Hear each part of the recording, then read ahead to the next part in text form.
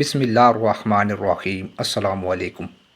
آدھی رات کے وقت دروازے پر دستک ہوئی اور ساتھ ہی کسی نے کہا آپ کو خلیفہ نے بلوایا ہے۔ اتنی رات کے خلیفہ کا بلواوا پریشان کن بات تھی۔ انہیں اپنی جان کا خوف ہوا، وضو کیا اور اہلکاروں کے ساتھ چل پڑے۔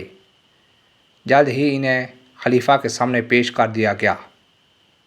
خلیفہ نے ان سے کہا میں نے آپ کو ایک مسئلہ پوچھنے کے لیے بلایا ہے۔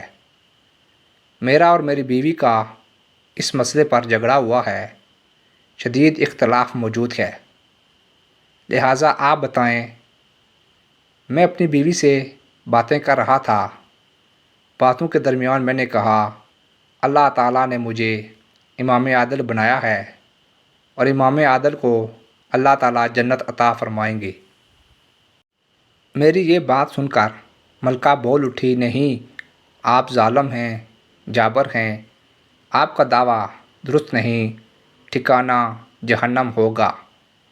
ملکہ کی اس بات نے مجھے پریشان کر دیا، اس لیے میں نے آپ کو صبح سے پہلے بلا لیا ہے۔ اب آپ بتائیں اس مسئلے کا کیا جواب ہے؟ یہ خلیفہ ہارون الرشید تھے اور ان کی ملکہ زبیدہ تھی، اور جنہیں نصف رات کے وقت بلایا گیا وہ امام اعظم ابو حنیفہ رحمۃ اللہ کے شاگرد امام محمد رحمۃ اللہ تھے۔ حضرت امام محمد رحمۃ اللہ نے غور سے خلیفہ کی بات سنی، پھر بولے آپ یہ بتائیں جب آپ سے کوئی گناہ ہو جاتا ہے تو کیا آپ اللہ سے ڈرتے ہیں؟ اس کے خوف کا آپ کو خیال رہتا ہے؟ جواب میں خلیفہ نے کہا جب کبھی ایسا واقعہ پیش آتا ہے تو مجھ پر اللہ کا خوف سوار ہو جاتا ہے، میں اس خوف کی بنا پر کانپ جاتا ہوں۔ یہ سن کر امام محمد رحمۃ اللہ نے فرمایا اگر واقعہ یہی ہے تب آپ کے لیے 2 جنتیں ہیں، اس لیے کہ اللہ تعالیٰ کا ارشاد ہے اور جو شخص اپنے رب کے سامنے کھڑا ہونے سے ڈرا اس کے لیے 2 باغ ہیں۔ امام صاحب کا یہ جواب سن کر خلیفہ بہت خوش ہوا اور امام صاحب کی علمی قابلیت اور ذہانت کو داد دیے بغیر نہ رہ سکا۔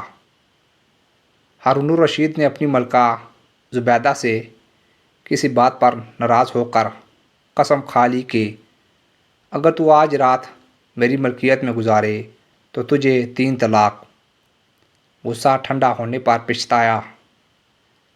امام ابو یوسف کو بلا کر کوئی ایسی تدبیر دریافت کی کہ طلاق نہ ہو۔ امام صاحب نے جواب دیا کہ زبیدہ سے کہیے کہ وہ آج کی رات مسجد میں گزارے، اس لیے کہ مسجدیں اللہ کے سوا کسی کی ملکیت نہیں ہوتی۔ اللہ کا ارشاد ہے مسجدیں اللہ کی ملکیت ہیں۔